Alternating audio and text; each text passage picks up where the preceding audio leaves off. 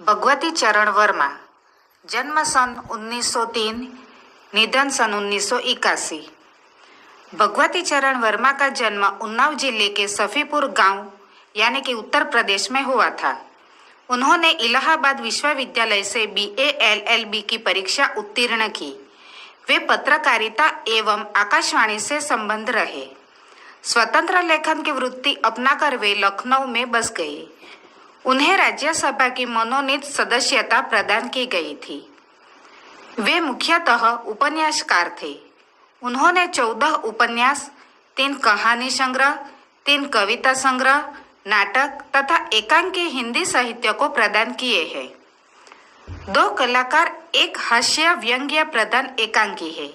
इसमें 2 कलाकारों के शोषण का चित्रण मात्र नहीं अपितु कलाकारों के साहस एवं बुद्धि चातुर्य के द्वारा शोषण से मुक्त होने की बात पर बल दिया गया है।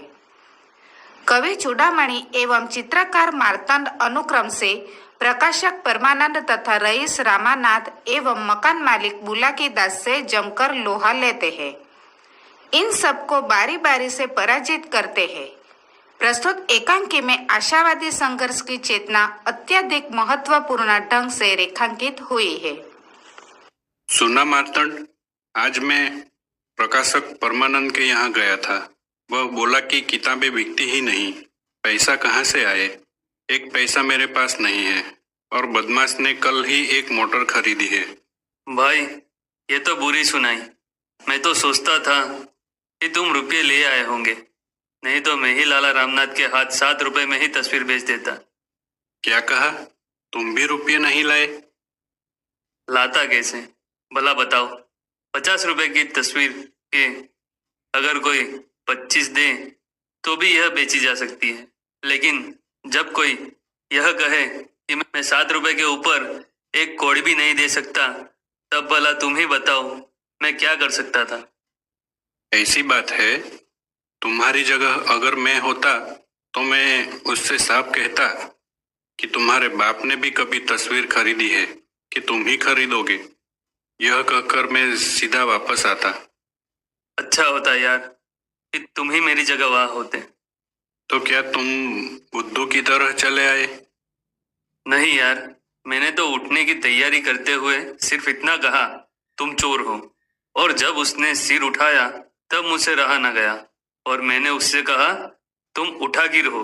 और जब उसने मेरी तरफ देखा तब मैं उससे इतना कहने का लालच न रोक सका और मैंने उससे कहा, तुम गिरहकट हो। बात तो तुमने बेजा नहीं कही।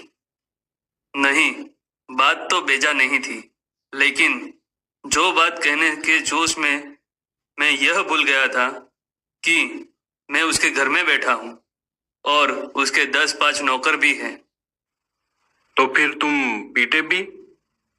अगर पीटता तो भी अच्छा था, क्योंकि इधर बहुत दिनों से पिटाई नहीं हुई। लेकिन उसकी नौबत ही नहीं आई। उसने नौकरों को आवाज दी और 4 आदमी कमरे में घुस आए। उसने कहा, मारो, और मैं समझा कि मुझसे कह रहा है, लिहाजा मैंने ताना घुसा और वह बैठा था सामने। सो घुसा ठीक उसके नाक पर पड़ा। वेल डन, शाबाश। लेकिन तुम बच कैसे आए? यह बात तो हुई कि नौकरों ने संभाल लिया उसे और मैं तस्वीर उठाकर वहां से भागा। लोग ले दे कहते रही रहे और मैंने सीधे घर पहुंचकर सांस ली। लेकिन आएगा वह जरूर। गलती से मैं अपने तस्वीर की जगह उसके बाप की तस्वीर, जो उसी दिन विलायत से बनकर आई थी, उठा लाया हूं। खैर, चिंता न करो। मैं परमानंद की सोने की घड़ी उठाकर यह कहता भागा कि अगर 2 घंटे के अंदर रुपया न दिया तो घड़ी में बेच दूंगा। चूड़ामणि जी? नहीं है। मार्तंड जी? नहीं है। आप दोनों मौजूद है, किवाड़ खोलिए। नहीं खोलेंगे। हम दरवाजा तोड़ देंगे। बड़ी खुशी से, आपका दरवाजा है। और अपनी चीज अगर आप तोड़े तो भला हम रोकने वाले कौन होते हैं?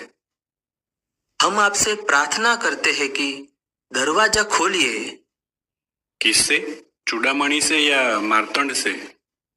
दोनों से। दरवाजा खोलने का काम सिर्फ एक आदमी ही कर सकता है। अगर आप लोग दरवाजा नहीं खोलते तो मैं बाहर से ताला बंद किए देता हूँ। ऐसी हालत में दरवाजा हमें तोड़ना पड़ेगा। और नुकसान आपका होगा। मार्तंड जी, आपसे प्रार्थना करता हूँ कि दरवाजा खोलिए। हाँ, अब तो तुमने बात ढंग की की। 6 महीने हो गए, मुझे किराया चाहिए। आप लोग सुनते हैं? कृपा करके आप बात मार्तंड जी से करें। क्यों? आपसे क्यों नहीं? इसलिए कि आपने किवाड़ खुलवाया है मार्तंड से। मेरा किवाड़ अभी बंद है, लिहाजा आपको मुझसे बात करने का कोई अधिकार नहीं। मैं आप दोनों से कहता हूँ कि जब से आप लोग इस कमरे में आए हैं तब से आप लोगों ने एक पैसा भी नहीं दिया। 6 महीने हो गए। 25 रुपये के हिसाब से 150 रुपये होते हैं। बिल्कुल झूठ। आपके नाती के मुंडन के निमंत्रण पत्र पर मंगलाचरण की कविता मैंने लिखी थी। 1 महीने का किराया यह अदा हुआ। और आपको पूजा करने के लिए राधा कृष्ण की तस्वीर मैंने बना दी थी। 10वें महीने का किराया वह अदा हुआ। आपके छोटे लड़के के विवाह पर मैंने कवि सम्मेलन करवा दिया था। 3 महीने का किराया वह अदा हुआ। जन्माष्टमी में आपके मंदिर की झांकी मैंने सजवा दी थी। 4थे महीने का किराया वह अदा हुआ। अजी वाह, इतने जरा जरा से काम के रुपये, वह तो आपने अपनेपन में कर दिया था। हमने काम तो किया, आप तो बिना काम किए ही रुपया मांगते हैं। और आप भी अपनेपन में किराया जाने दीजिए। आप लोग अजीब तरह के आदमी हैं। अच्छा, यह 4 महीने का किराया हुआ। अब 2 महीने का किराया दीजिए और मकान खाली कीजिए। संसार का एक महाकवि आपके इस चिड़िया खाने नुमा मकान में रहा। 5वें महीने का किराया वह अदा हुआ। संसार का एक श्रेष्ठ चित्रकार आपके इस जानवर के रहने के काबिल मकान में रहा। 6ठे महीने का किराया वह अदा हुआ।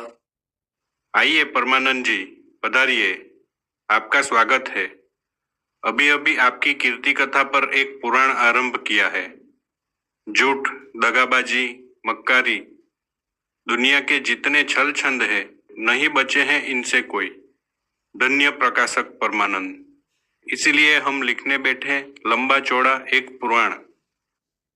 चूड़ामणि जी, अब बस कीजिए, मैं आपके रुपये लाया हूँ। अच्छा, रुपये लाए हैं? अच्छा, अब मेरी घड़ी? तो आप घड़ी वापस ले जाएंगे? जी हाँ। बहुत अच्छा। यह लीजिए अपनी घड़ी और यह शुरू हुआ परमानंद पुराण। उनकी बीबी मना रही है। नहीं नहीं, यह घड़ी मेरी ओर से आपको भेंट है। आइए, पधारिए लाला रामनाथ साहब। कैसे कष्ट करना पड़ा। मार्तंड जी, आप अपनी तस्वीर की जगह मेरे पिताजी का चित्र ले आए हैं। यह लीजिए और मेरे पिताजी का चित्र वापस कीजिए। अरे हाँ, बड़ी गलती हो गई। मैं क्षमा प्रार्थी हूँ। यह लीजिए अपने पिताजी का चित्र। यह आपने क्या किया? नाक गायब कर दी? लाला जी, नाक तो आपने अपने पिताजी की कटवा दी। 50 रुपए के चित्र के दाम 7 रुपए लगाकर। आप लोग जानते हैं, ये है लाला रामनाथ। आपके पिता बड़े दानी थे, बड़े पुण्यात्मा थे, और आप उनके सुपुत्र ने उनकी नाक कटवा दी। आपकी तारीफ। अच्छा अच्छा, यह तस्वीर मैंने ले ली। यह लीजिए 50 रुपये और यह तस्वीर ठीक कर दीजिए। यह लीजिए उनकी नाक सही सलामत वापस आ गई। अब आपके पास रुपये आ गए हैं, किराया अदा कर दीजिए। कह तो दिया कि किराया हम लोग दे चुके। अब जब चढ़ेगा तब ले लेना। किराया चढ़ने की नौबत ही न आएगी। आप लोग अभी यह मकान खाली कीजिए। बुलाकी दास, हम आपकी तस्वीर बनाकर प्रदर्शनी में भेजेंगे, और आपकी तस्वीर में आपकी नाक का होना या ना होना हमारे इस मकान में रहने या इस मकान से जाने पर निर्भर है। और अगर हम इस मकान से गए तो परमानंद पुराण को हम बुलाकी पुराण बना देंगे, समझे? आप दोनों बड़े बदमाश हैं। हम आप लोगों को समझ